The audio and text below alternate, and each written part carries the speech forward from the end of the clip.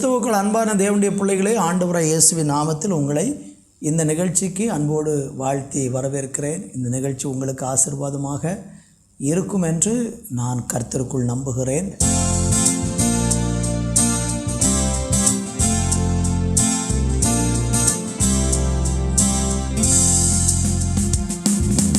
எப்படி நான் பாடுவேன், என்ன சொல்லி நான் துதிப்பேன், உம்மை எப்படி நான் பாடுவேன், என்ன சொல்லி நான் துதிப்பேன். ரத்தம் சிந்தி மீட்டவரே, இரக்கம் நிறைந்தவரே, ரத்தம் சிந்தி மீட்டவரே,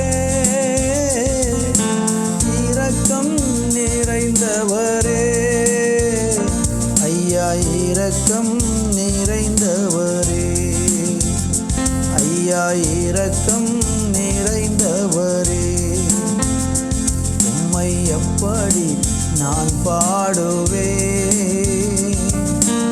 என்ன சொல்லி நான் துதிப்பேன், உம்மை எப்படி நான் பாடுவேன், என்ன சொல்லி நான் துதிப்பேன். உளையான சேற்றினின்று தூக்கி எடுத்தவரே, உளையான சேற்றினின்று தூக்கி எடுத்தவரே, ஐயா தூக்கி எடுத்தவரே, என்னை தூக்கி எடுத்தவரே, உம்மை எப்படி நான் பாடுவேன், என்ன சொல்லி நான் துதிப்பேன், உம்மை எப்படி நான் பாடுவேன், என்ன சொல்லி நான் துதிப்பேன். ஹல்லேலூயா, ஹல்லேலூயா, ஆமென், ஹல்லேலூயா, ஆமென், ஹல்லேலூயா, ஹல்லேலூயா, ஆமென், ஹல்லேலூயா, ஆமென், ஆமென், ஹல்லேலூயா, ஆமென், ஹல்லேலூயா, ஆமென்.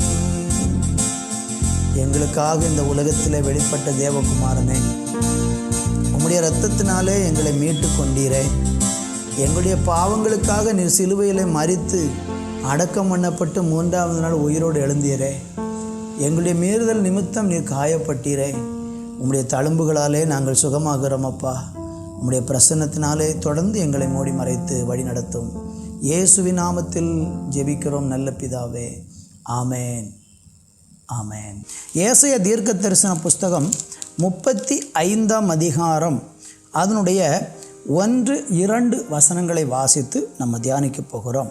வனாந்தரமும் வறண்ட நிலமும் மகிழ்ந்து கடுவெளி கழித்து புஷ்பத்தை போல செழிக்கும், அது மிகுதியாய் செழித்து பூரித்து ஆனந்த களிப்புடன் பாடும்.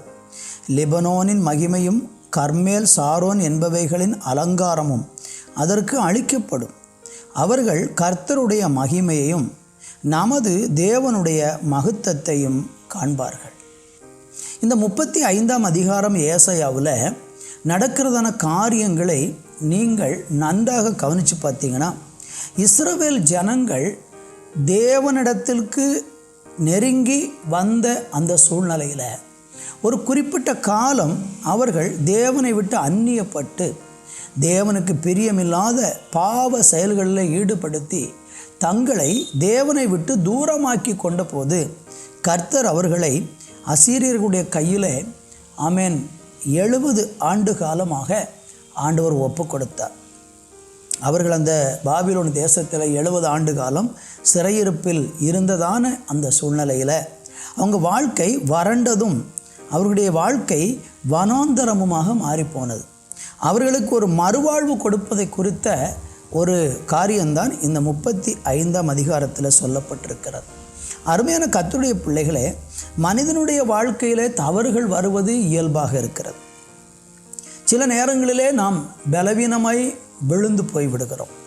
சில நேரம் தேவனுக்கு கொடுக்க வேண்டிய ஸ்தானத்தை நாம் கொடுக்காமல் உலக காரியங்களுக்கு முதலிடம் கொடுத்து தேவனை விட்டு அந்நியப்பட்டு போகிறோம். தேவனுடைய சமூகத்தில் இருந்து நாம் தூரமாகவும் போய்விடுகிறோம். அந்த மாதிரி சமயங்களில் ஒரு மனுஷனுடைய வாழ்க்கை வனாந்தரமும் வறண்ட நிலமும் போல இருக்கும். ஆனால் அவன் திரும்பி வரும் பொழுது அவனை கர்த்தர் எப்படி ஆசீர்வதிக்கிறாராம்? வேதம் சொல்லுகிறது, வனாந்தரமும் வறண்ட நிலமும் மகிழ்ந்து கடுவழி கழித்து புஷ்பத்தை போல செழிக்கும் என்று சொல்லுகிறதை பார்க்கிறோம். இன்றைக்கு உங்கள் வாழ்க்கையிலையும் கூட ஏதோ சில காரணங்கள் நிமித்தமாக நீங்கள் வனாந்தரம் போன்ற ஒரு வாழ்க்கை அல்லது வறண்ட நிலம் போன்ற ஒரு வாழ்க்கை உங்களுக்கு இருக்கும் என்றால், நீங்கள் தேவன் அண்டைக்கு திரும்புவதற்கு உங்கள் வாழ்க்கையை ஒப்பு கொடுத்தால் கர்த்தர் நிச்சயமாக உங்களுக்கு ஒரு செழிப்பான வாழ்க்கையை தருவார். இன்றைக்கு இந்த வார்த்தையை கேட்கிற நான் உங்களுக்காக ஜெபிக்க விரும்புகிறேன். உங்கள் வாழ்க்கையில் இப்படிப்பட்ட ஒரு ஆசீர்வாதத்தை விரும்புகிறீங்களா? நிச்சயமாக கர்த்தர் உங்களை அந்த பாதையில் இந்த மாதத்தில் நடத்துவார். எல்லாரும் இல்லை, யார் அவர் பக்கம் நெருங்கி வராங்களோ, யார் தங்களை இன்னும் தேவனுக்கு ஒப்பு கொடுக்குறாங்களோ, அவங்க வழிகள் எல்லாமே நிச்சயம் இப்படிப்பட்ட ஆசீர்வாதத்தினாலே நிரம்பி இருக்கும். தொடர்ந்து நான் உங்களுக்கு ஜெபிக்க விரும்புகிறேன். என்னோடு கூட சேர்ந்து தலைகளை தாழ்த்தி ஜெபிப்போம். நல்ல தகப்பனே, இந்த வேலைக்காக நன்றி. இந்த வார்த்தையின் மூலம் நீர் எங்களோடு பேசினீர். ஆண்டவரே, இந்த வார்த்தையை கேட்டுக்கொண்டிருக்கிற ஒவ்வொருவருடைய வாழ்க்கையிலையும் ஒரு பின்மாற்றம் ஆண்டவரே, அல்லது தேவனோடு ஒரு நல்ல உறவு இல்லை, அவன் வாழ்க்கை வறண்டு போய் கிடக்கிறது. ஆண்டவரே ஸ்தோத்திரம், அவங்க வாழ்க்கையில் அப்பா ஒரு வெளிச்சம் இல்லாத ஒரு நிலையில் இன்றைக்கு இருக்கிறார்கள் என்றால், என் தேவனாகிய கர்த்தர் அவங்க வாழ்க்கையை இந்த மாதத்தில் வெளிச்சமாக மாற்றும், பிரகாசமாக மாற்றும். தளர்ந்து போன கைகளை கர்த்தர் திடப்படுத்தி, தள்ளாடுகிற முழங்கால்களை ஆண்டவர் பலப்படுத்தி உங்கள் பிள்ளைகளை உயர்த்துவீராக. உங்கள் கரத்தில் ஒப்பு கொடுக்குறோம். தொடர்ந்து மகிமைப்படும். இயேசுவின் நாமத்தில் பிதாவே, ஆமென், ஆமென்.